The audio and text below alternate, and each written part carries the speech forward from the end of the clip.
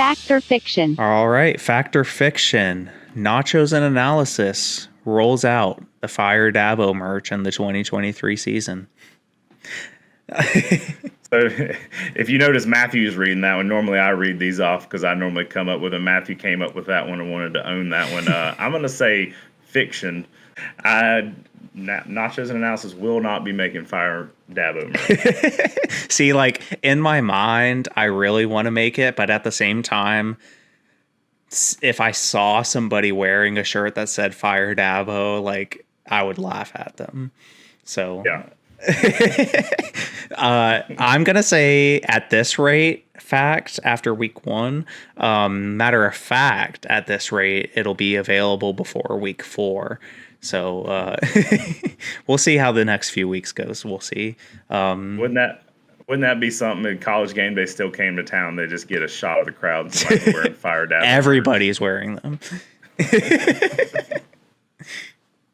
All right, fact or fiction, Clemson will be a 14-point dog at home against Florida State in 2 weeks. I will say, usually I'll read the fact or fictions beforehand, and this time I'm just straight reactioning them. So I'm going to say fact. It might be 13.5, around 14 points that Florida State's going to be the favorite in. It's really going to depend on how both of these teams look in the next few weeks, but I haven't really looked at Florida State's schedule. I'm not sure what their next 2 weeks are looking like, but Clemson's probably going to have a good opportunity to at least prove that we're a competent football team. But I expect to be minimum 13.5 underdogs to Florida State. If you ask me Wednesday morning, as I'm waking up wondering if the night before was a dream, say Wednesday, Tuesday, whatever, the day after the game, I would have said fact. This team is going to be a 14-point or more underdog at home to Florida State. I tend to agree with you. I think it's going to be more in that like 12 to 13.5 point underdog. However, that's still a huge deal after what you look. Clemson, prior to losing to South Carolina last year, had the nation's longest home win streak. They don't lose at home. And you enter a game being a double-digit underdog at home in Death Valley. That says a lot. But I think it's going to be. I think it will be a double-digit, not quite up to the 14-point, 2-touchdown mark. But how Clemson performs next 2 weeks, which granted you're not going to learn a lot, but you can clean up a lot of those mistakes these next 2 weeks, and I think that'll have a big impact on that line. All right, fact or fiction, Clemson is the 4th best team in the ACC. Well, I think I saw some power rankings on Twitter today. Maybe Eric McLean power rankings with Florida State at number 1.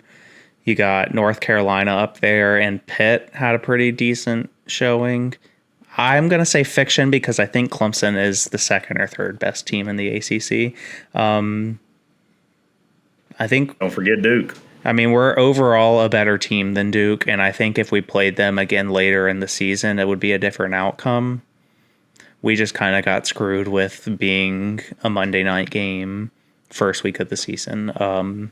We've talked about it before about how much we don't like that, but it's just the nature of the game. So I'm going to say fiction. I think stacked up head to head against every team in the ACC, Clemson is winning all but maybe 1 or 2 of those games. I was leaning towards, yes, they are. In fact, they are the 4th best team. I'm going to say they're the 3rd best team. I think it's Florida State and North Carolina. 1, 2, Clemson at 3. Like you pointed out, if Clemson and Duke played again 10 more times, where you're not having the anomaly of all these mistakes happening all in the same game, I think Clemson wins 8 out of 10.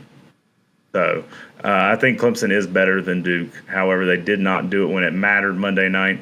But fiction, Clemson is not the 4th best team in the ACC. They're the 3rd best. A little bit better.